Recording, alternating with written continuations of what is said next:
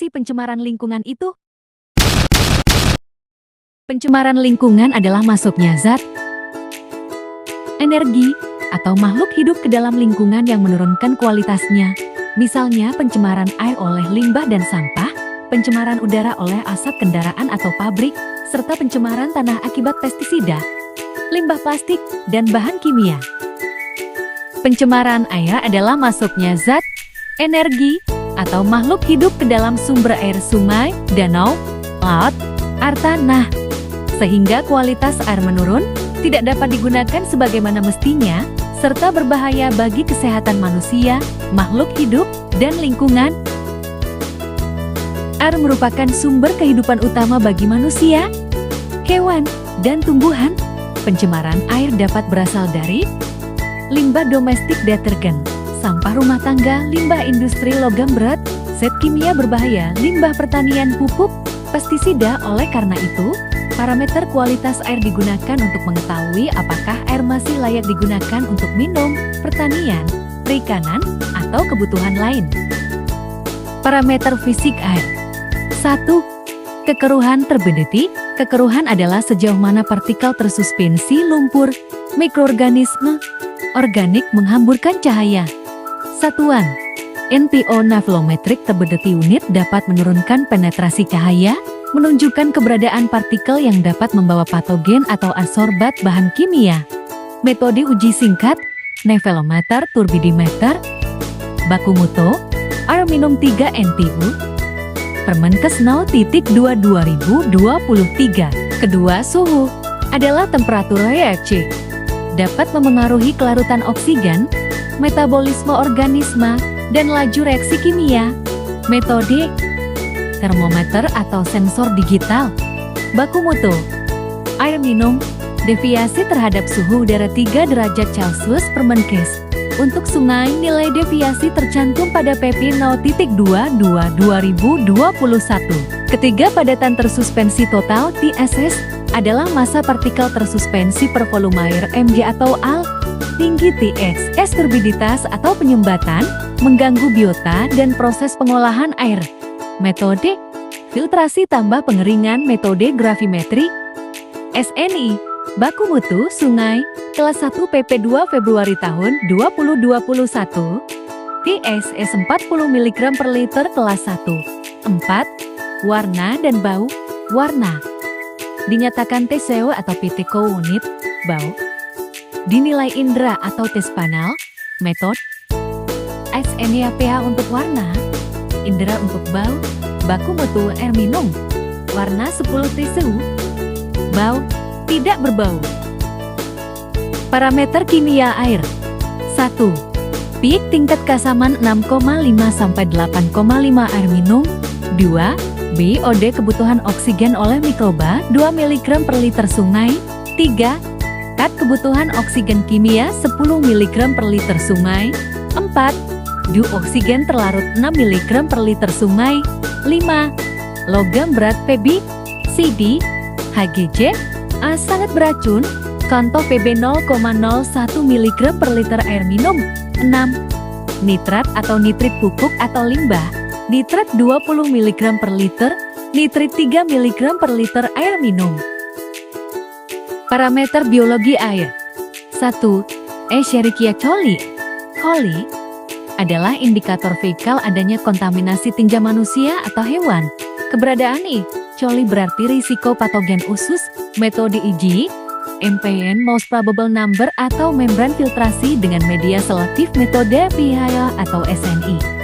Baku mutu air minum 0 CF 100 ml Permenkes 0.2/2023. Untuk sungai, PP 2 Februari tahun 2021 mencantumkan nilai coliform atau fecal coliform menurut kelas.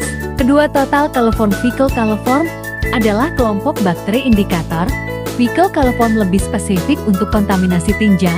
Metode MPN atau membran filtrasi. Baku mutu air permukaan menurut kelas, lihat lampiran PP 2 Februari tahun 2021. Contoh fecal coliform untuk kelas 1 kurang dari atau sama dengan 100 MPN 100 ml. 3. Alga klorofil A. adalah indikator eutrofikasi kelebihan nutrien. Metode ekstraksi dan spektrofotometri fluorometri, baku mutu PP2 Februari tahun 2021. Klorofela dicantumkan per kelas.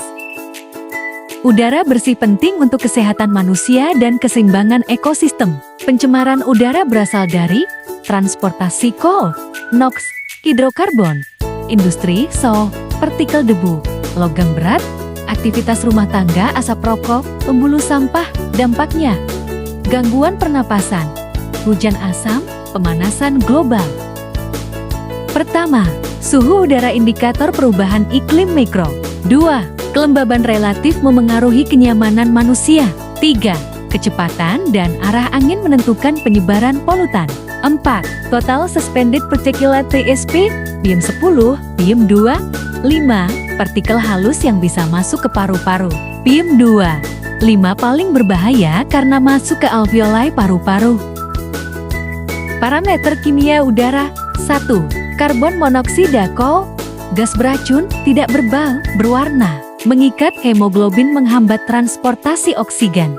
2. Karbon dioksida (CO), gas rumah kaca utama, memicu pemanasan global. 3. Sulfur dioksida (SO), menyebabkan iritasi pernapasan, bereaksi dengan air membentuk hujan asam. 4. Nitrogen oksida (NOx), menyebabkan kabut asap smog, kontributor hujan asam. 5. Ozono di troposfer, polutan berbahaya. Di stratosfer, melindungi bumi dari UV. 6. Volatile organic compounds (VOC), senyawa organik mudah menguap dari cat, bensin, pelarut. Dampak pencemaran lingkungan udara, kesehatan manusia, ISPA, asma, kanker paru, lingkungan. Hujan asam merusak tanaman, tanah, dan bangunan. Global, pemanasan global, perubahan iklim, kerusakan ozon. Tanah merupakan tempat tumbuh tanaman, sumber nutrisi, penyaring air, habitat organisme. Pencemaran tanah berasal dari limbah industri logam berat, bahan kimia, pertanian intensif, pestisida, pupuk berlebih, limbah rumah tangga, plastik, sampah organik. Dampaknya, penurunan kesuburan tanah, kontaminasi tanaman, pencemaran air tanah. Parameter fisik tanah. 1. Tekstur tanah perbandingan pasir, debu, lampung. 2. Struktur tanah menyusun partikel, memengaruhi aerasi. 3. Porositas dan permeabilitas, kemampuan tanah menyerap air. 4. Kadar air tanah memengaruhi kehidupan mikroorganisme dan tanaman. Parameter kimia tanah. 1. pH tanah, ideal untuk pertanian, 6-7. pH rendah tanah asam, sulit ditanami. 2. Kandungan bahan organik, sumber hara utama, meningkatkan kesuburan. 3. Kapasitas tukar kation CEC, kemampuan tanah menahan dan menukar nutrien. 4. Logam berat Pb, Cp, Hgj, As, berbahaya bagi kesehatan, bisa masuk ke tanaman. 5. Kadar pestisida dan hidrokarbon, residu berbahaya yang menumpuk dalam tanah. Parameter biologi tanah. 1. Jumlah mikroorganisme, bakteri, jamur, actinomycete, menjadi indikator kesuburan tanah. 2. Aktivitas enzim tanah, enzim dehidrogenase, fosfatase, mencerminkan aktivitas biologis. 3. Keanekaragaman biota tanah, casing tanah, indikator tanah sehat, kehadiran organisme tertentu menandakan kondisi baik atau buruk.